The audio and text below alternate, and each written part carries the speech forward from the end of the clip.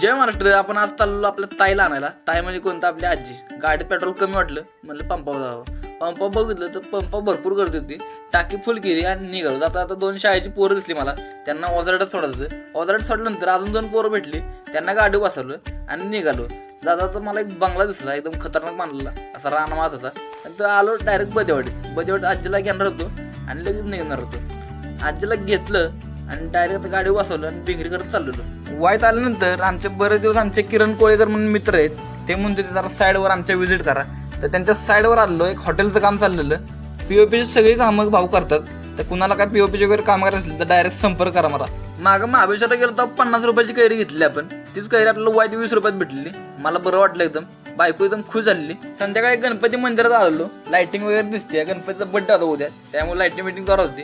आमच्या निखिल भावांची पण उद्या तयारी जोरदार झालेली. ताट वगैरे घेतलं आणि मंदिरात गेलो.